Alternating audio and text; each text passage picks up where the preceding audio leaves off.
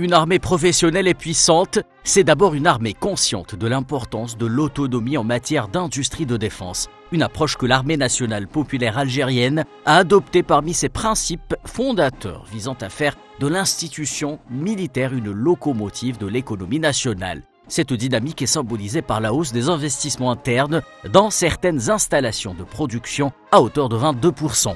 Une armée autosuffisante en matière d'équipement afin de doter ses différentes forces et directions du matériel nécessaire à son essor, notamment dans l'armement léger, les blindés, les drones. C'est l'objectif que s'est fixé l'ANP en apprivoisant les nouvelles technologies pour le développement d'une base industrielle forte et durable. Le taux d'intégration nationale dans certains équipements atteignait les 45% en 2023, selon le ministère de la Défense algérien. Grâce aux efforts fournis par des fleurons de l'industrie militaire nationale, à l'image de l'entreprise de construction mécanique de Khenchla, l'établissement de développement de l'industrie automobile de Tiaret, assurant la commercialisation de production des marques Mercedes-Benz et Sonacom, l'établissement de développement et de production des systèmes de technologie avancée ou encore l'établissement de construction et de réparation navale qui se distingue par ses fabrications 100% algériennes dans le domaine de l'industrie navale.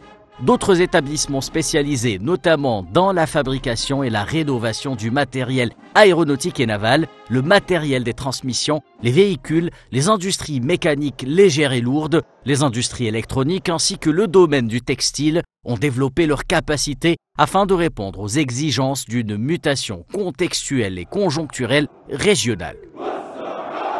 Dans ce contexte, l'armée nationale populaire peut se targuer d'assurer 80% de ses besoins logistiques terrestres. En 2023, 12% des emplois directs créés ont été l'apanage du secteur industriel militaire. L'année aura également été marquée par l'exportation de matériel léger et pièces détachées vers 4 pays africains.